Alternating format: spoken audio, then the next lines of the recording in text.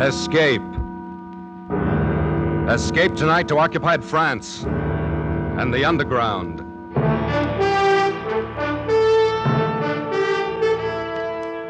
The Columbia Broadcasting System and its affiliated stations presents Escape, a new series of programs of which this, the second, is Operation Fleur, written and directed by William N. Robeson.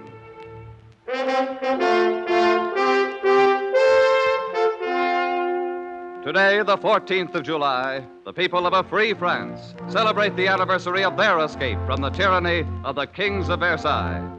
158 years ago today, the people of Paris stormed the Bastille and let loose the French Revolution. The torch of liberty set afire that day never burned more fiercely than during the years when France was occupied by the Nazis. We escape tonight to occupied France, from which 3 years ago there was no escape.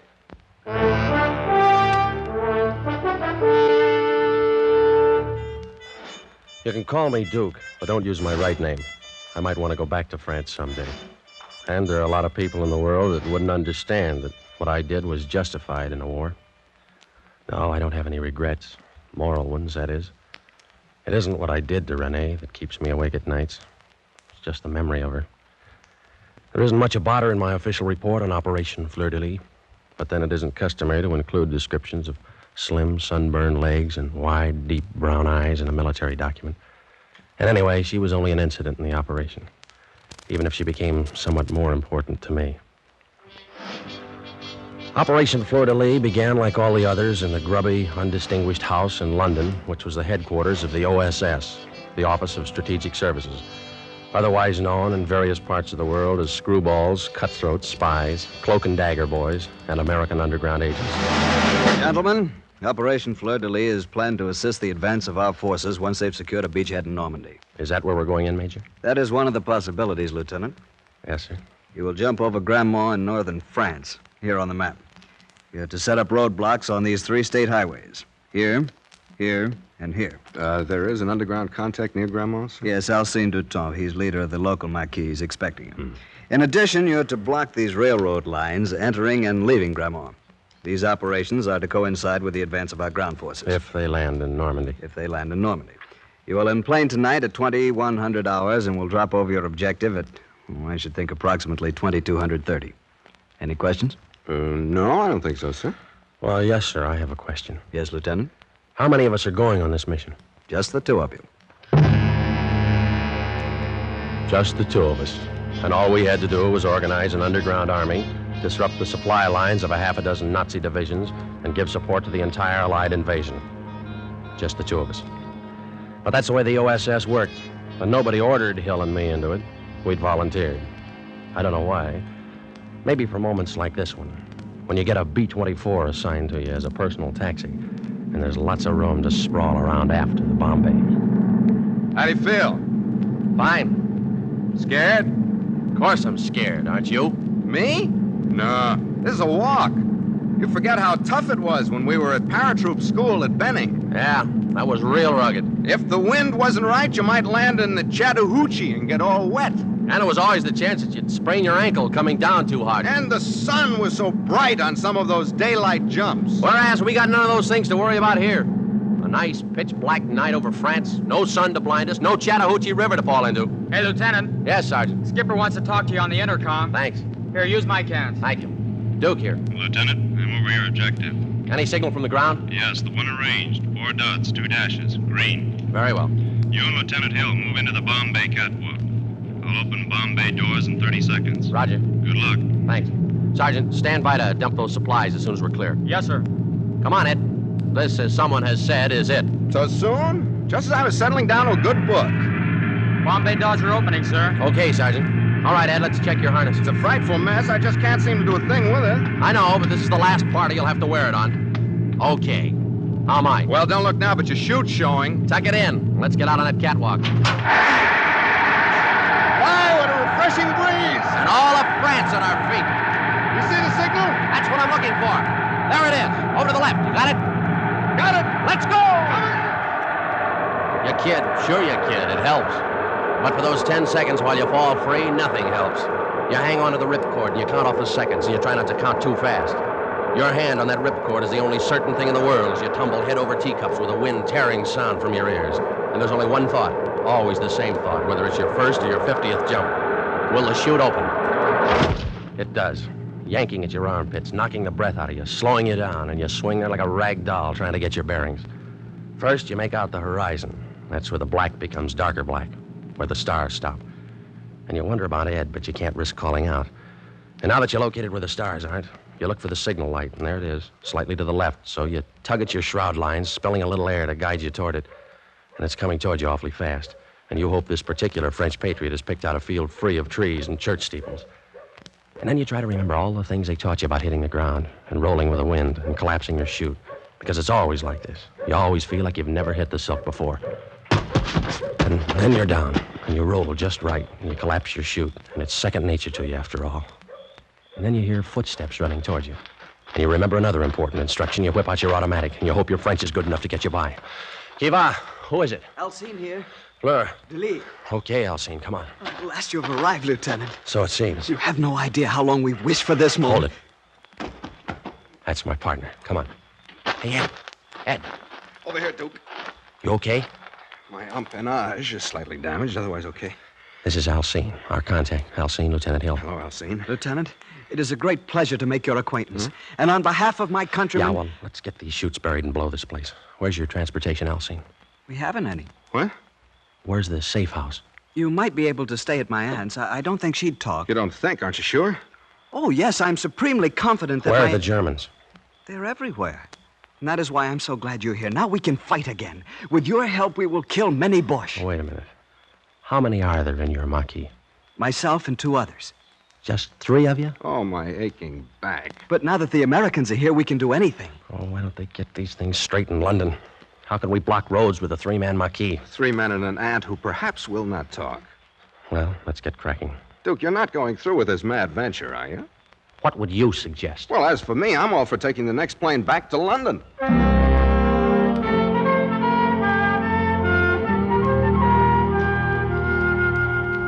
Another piece of bread, Lieutenant. No, thank you, ma'am. This boned chicken is delicious. How do you call it? K-ration. Supreme. We've had nothing like it since the Boche came. Yeah, well, you get used to it. And cigarettes, Tante Marie. Cigarettes made of real tobacco. Ah, you Americans have everything. Madame, Alcine, you are kind, you are hospitable, but the comforts of K-ration will not block roads. We need men. We must form a Maquis. But we have a Maquis. Look, Alcine, there are 3 of you and 2 of us. Sure, we've got guns and we've got ammunition and supply chutes somewhere out in that field where we landed. We've got arms for 50 men. But if we had those men, we still couldn't go to war against the German division. Now, you said yourself there's at least a division garrisoned in Grammont. What must we do? First, we must organize a Maquis. We need men. Can you get them? I can go into the village and talk to my friends. Should have done that a long time ago. Falstein, that would be most unwise. Why? Didn't you know? Alcine is a patriot. He's a deserter from the Vichy army, so he's wanted by the Gestapo. Oh, great. And there's a Gestapo headquarters in Grammont, of course. Of course. Alcine is not one to run from danger. Oh, quite the contrary. I can get Renee to help. Who's Renee? Alcine's sweetheart, a lovely girl from Paris. Poor thing, she had to come down to the country because her house was bombed out. Let's leave her out of this. But, Lieutenant, she would be most happy to help. Alcine, you got a lot to learn about guerrilla warfare. You might as well study your first lesson right now. It's short and to the point. No dames.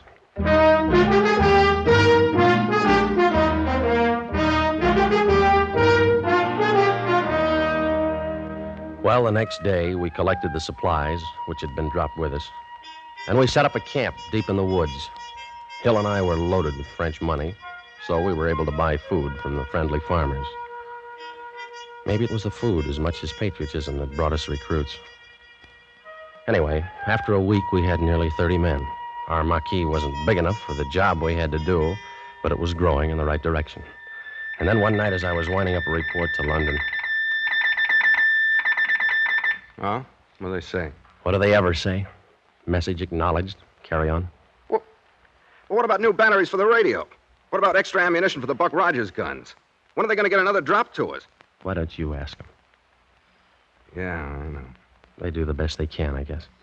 After all, we're not the only Boy Scouts in this jamboree. Mm-hmm. Hey, Duke. Yeah?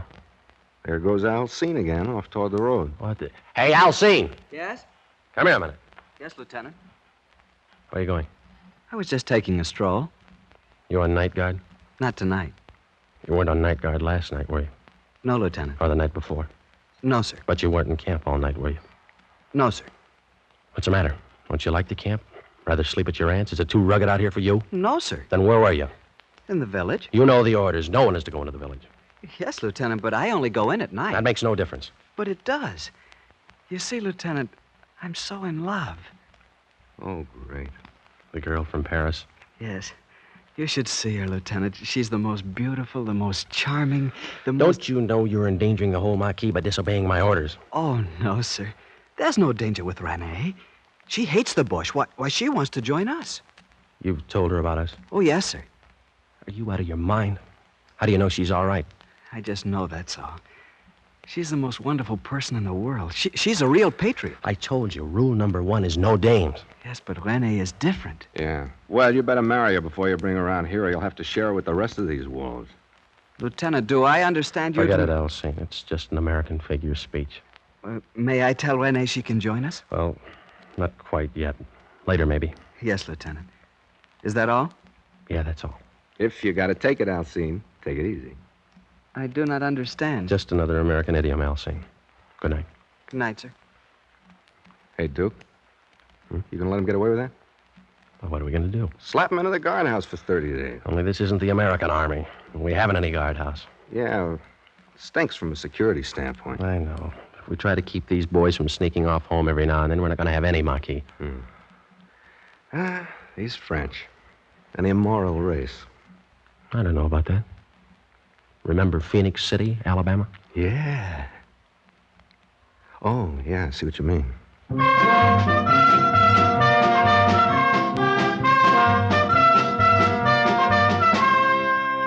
There wasn't anything we could do. If we'd ordered Alcine to stay in camp, he'd have sneaked off anyway. He had that dreamy, faraway look that's baffled parents, teachers, and first lieutenants since the beginning of time. I didn't worry too much about it because our Marquis was growing, and Ed Hill and I were breaking our backs pushing those French kids through an ersatz basic in 3 weeks. Headquarters in London didn't tell us much, but we did know from the BBC that the boys had landed at Omaha Beach, and it wouldn't be long before they'd be needing our roadblocks. And then one morning, about D+4, I think it was, I was out in the woods running a squad through concealment drill. No. Hit the dirt. Don't wait or you're dead. When you see the signal, hit the dirt right now. Pardon me, Lieutenant. Huh? Oh, Alcine. Where have you been all night as though I didn't know? Lieutenant, I've got to talk to you. Okay, I'll be through here in a half hour or so. I've got to talk to you now. Huh? All right, Alcine. Okay, boys, take 5. Come along, Alcine. What's on your mind? Lieutenant, my family's been killed. Oh, no. Yes, by the Gestapo. They set fire to the house. My mother, my father, my 2 sisters. They ran out. The Gestapo shot them. You're sure of this? Yes, I heard it this morning from a neighbor who saw it happen. You poor kid. When can we attack, Lieutenant? When can we stop this endless training and fight the bush? No, I want only to kill and kill and kill until I pay them back for my father, my mother, my 2 sisters. Yeah, I know. You'll get your chance, Alcine, but not yet. We gotta wait. We're not ready yet. I'm ready. Before I wanted to fight the bush for my country. Now I want to kill him again and again. For them. I know, but you gotta be patient. This should happen to me now. Only last night Renee said she'd marry me. Come to live here with me in the camp. I was so happy. And this morning I learned this news. When did you hear from your mother last? Not for a month since we began to work, but I've written her every week. You have? Who mailed the letters? Renee mailed them for me. She's so kind and thoughtful. She offered to mail letters home for the other boys, too. Oh, that was nice of her. Did they take advantage of her offer? A couple of them. Who? Paul and Jean. I told them about it, and they wrote their families. And Renee mailed the letters, huh? Yes, she's a wonderful person, Lieutenant. You're going to love her. Yeah, I think I am. She's all I've got in the world now.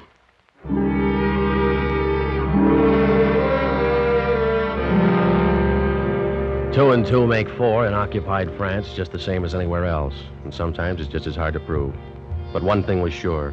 Now I wanted to meet Renee in the worst way. But I had to postpone the pleasure because early that afternoon, one of the outposts broke into camp out of breath. Lieutenant. Yes, Paul. The Boche. They're coming down the road through the forest. How many? I did not stop to count them. Several truckloads, to be sure. Pass the word to Lieutenant Hill. Ask him to bring his detail into camp on the double. Yes, Lieutenant. Alcine. Yes, sir? Take 2 men and go down by the road and see what they're up to. Yes, sir. Just reconnoiter. Don't fire at them. But this is my chance for revenge. Listen to me. Don't fire at them. That's a command. Yes, sir. They may not be after us at all. Now get going. Immediately, Lieutenant. What's the order of the day, Duke? Lance Graham? Yeah, looks like it. All your men here? President accounted for. All right, boys, now gather around, will you, and get this. There's a convoy of Germans coming down the forest road. Now, wait a minute. We're not going to fight them. You know what our job is. Roadblocks. We got tanks, artillery, and airplanes that'll be along soon to do the killing. We have guns. Now, look, our security's been pretty good. And those Krauts may be on a routine patrol. The chances are they don't even know we're here. They do now. Listen. Yeah. Well, that doesn't. All right, you men got your weapons? Yes, sir. Good. Well, you know the procedure. Get lost. Before you leave the forest, bury your weapons, ammunition, and equipment. Rendezvous at the home of Alcine's aunt at 2200 hours tonight. Good luck. Come on, Ed, let's strain. Well, he who doesn't fight and runs away lives to fight another day. Or something like that. Who tipped them off? I'm not sure, but I got a pretty good idea. Who's down there at the road? Alcine, he's fighting a private war, the poor jerk.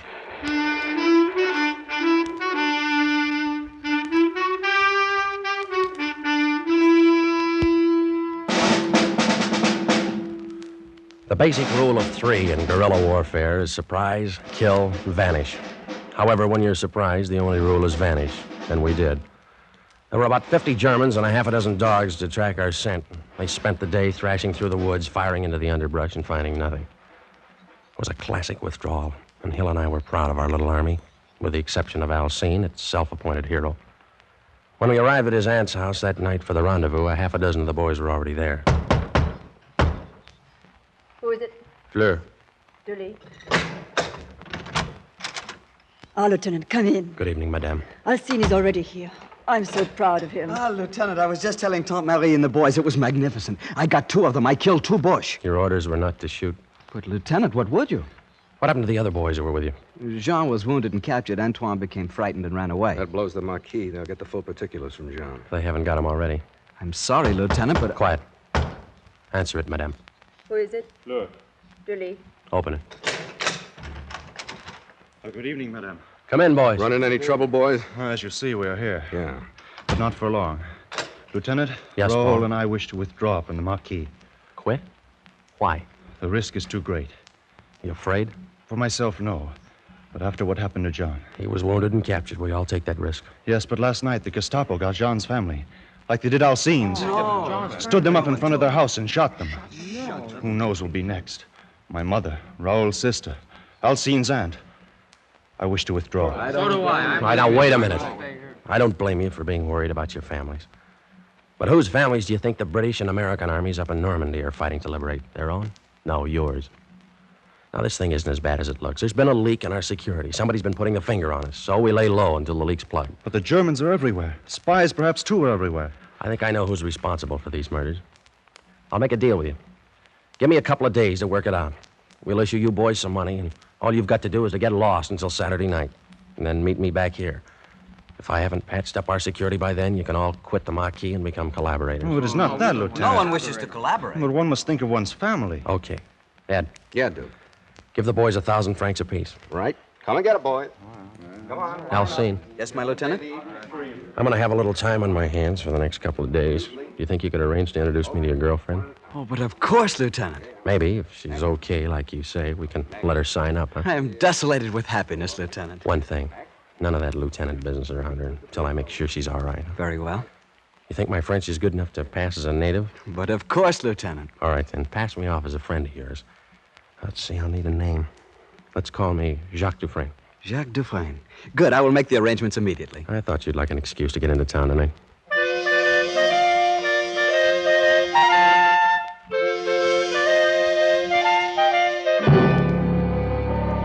The next afternoon, Alcine brought the girl out to the woods near his aunt's house. I stood behind a tree to watch and make sure they weren't being followed. She was all right. Tall, long, sunburned legs, her hair caught in a blue ribbon like a little girl's. I let them walk by, and then I stepped from behind my tree. Oh, there you are, Jacques. Hello, Alcine. René, this is my good friend Jacques Dufresne. He's from Paris, too. Jacques, This is René de Cibourg. Glad to meet you, mademoiselle. And I'm honored to meet you, monsieur. Where do you live in Paris? Near the Porte du Lilas. But my home is no longer there. It was bombed out. Alas, so was mine. My family remain with friends, but I've come out into the country to fight with the resistance. Jacques has much influence with the commander of our Maquis. Oh, I hope you will be able to persuade him to let me join you, monsieur. I shall do what I can. It would be a privilege and an honor to work with a patriot like you. See, Jacques, I told you René was all right. You didn't tell me the half of it. Mademoiselle, you understand that we must be cautious. There are questions I must ask of a confidential nature. Why don't we meet again? Alone. Why not? Say, tonight? I have a little car. But- We might take a drive. Fine. But, René, you promised me I that... can see you some other time, ma chère. Remember, France comes first.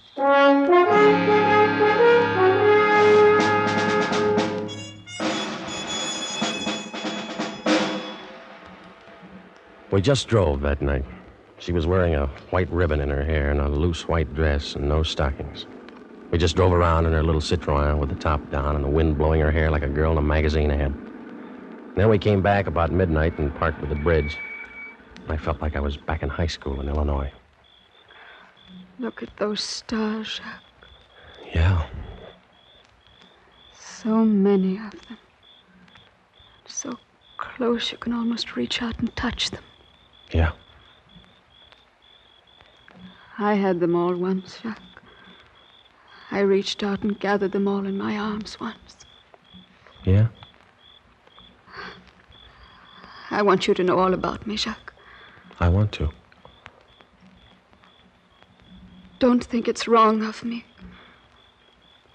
But I've been in love. There's nothing wrong in being in love. He was a soldier, Most everybody is these days. a German soldier. Oh, Don't you think that love is bigger than war or hate or anything? yeah, I guess so. He's dead now. That's good. I'm sorry. I mean, I didn't mean to hurt you. I'm not sorry he's dead. Jacques, I'm so confused. I want to understand things. I want to be intelligent about things. Then everything gets so mixed up. Like now. Like now? Yes.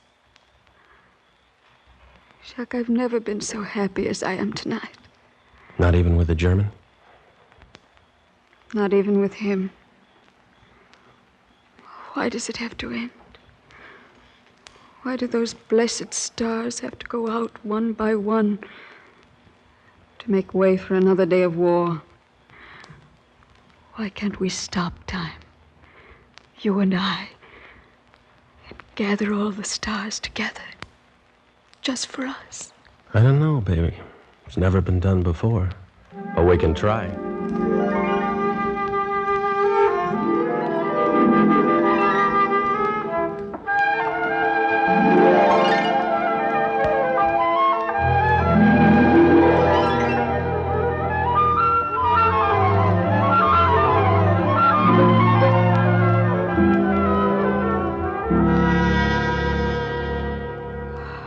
Jacques, ma cher Jacques. Yeah. Tomorrow night, Same time, same place. Forever if you say the word. forever. Sure, why not? Who knows how long forever is in this crazy world? Why not have it together? Why not get married? Why not, my most beloved? See you tomorrow night. I'll only be half alive until then.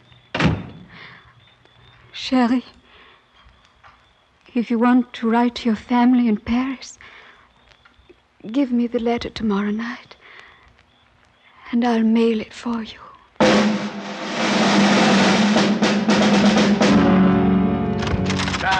Oh, no. All right, drop that rock and grab a sock. Rise and shine, lover boy. I brought you a cup of chocolate. Figured you want breakfast in bed this morning. Oh, thanks. How'd you make out last night? Okay. Details. Let's have the details. Nothing much to report. We drove, and then we parked for a while and talked. Did she give anything away? No information. She's a funny kid. Her dialogue's as corny as a bobby soxer. She knows she's pretty, so she wants to be admired for her mind. But I'm sure she's our Mata Hari. How come? She offered to mail a letter to my family. Oh, that's consistent. I asked her to marry me. What? She didn't believe me, but she pretended like she did. Oh, I don't know why she's doing what she's doing. Thrills, maybe. French juvenile delinquent, huh? Maybe. Tonight's the night. The night you get married? No, the night we get her. The boys are meeting us here at midnight, you know. What's the plan? Well, I'll take another ride with her. And about midnight, we'll be back in park by the bridge. Mm-hmm. You'll be there out of sight. I'll have some brandy along, and I'll slug her drink with a capture pill. When she's passed out, I'll give you the come on, and you join me.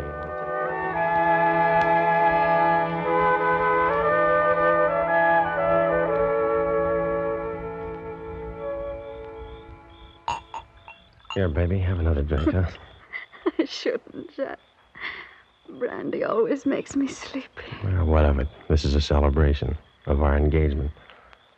Oh, kiss me, Jack. Again and again. Sure. Jack, the stars are nearer. Nearer than they've ever been. Nearer than you think, baby. I love you, Jack. I do love you. Kiss me again. Do it again. And again. Renee. Baby, are you asleep? You collaborationist pig, can you hear me? Okay, Ed. Is she out? Like a red light in an air raid. Here's her purse. Start through it while I untangle myself, will you? Now, take a look at this. What is it? A letter from Gestapo headquarters confirming receipt of 3 addresses. Let me see that. Well, that one's Alcine's family, and that one's Jean's. And here's a Gestapo identification card. Flash your light over there. Look at her. What a dish. Look at that kisser. And she's responsible for the death of 6 people whose only crime was being born French. She'd have wrecked our marquee, snafu'd our mission, and turned me over to the Gestapo with her lipstick still in my collar. That gorgeous hunk of double cross. Well, we got the proof. Let's get on with it. Okay. I guess you'd rather I... No, this is my job. Gee, she's gorgeous. Yeah. So long, honey. Thanks. She ain't so gorgeous now. Release that handbrake. Got it. Come on, shove. Not yet. Keep that steering wheel straight. The river's deepest right at the center of the bridge. Yeah. Now, hard right on the wheel.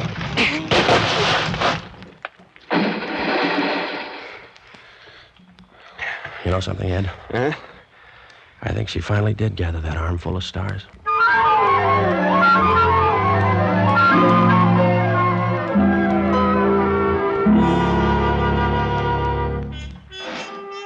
Sure, the operation was successful. When the time came, our roadblocks tied up 3 German divisions while Patton rolled on to the east. But I still lie awake at night thinking I should have married that dame. Yeah, the operation was successful, but the patient died.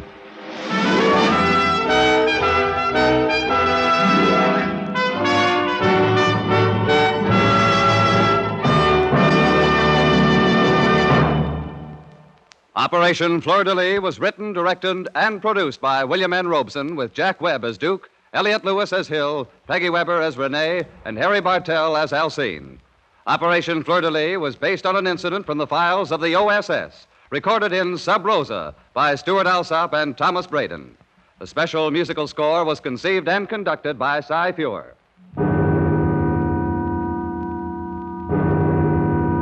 Escape is presented by CBS and its affiliated stations each week at this time. Next week, we invite you to escape with F. Scott Fitzgerald in his unforgettable story, The Diamond as Big as the Ritz. And so, good night, until next week, when again it will be time to escape. This is CBS, the Columbia Broadcasting System.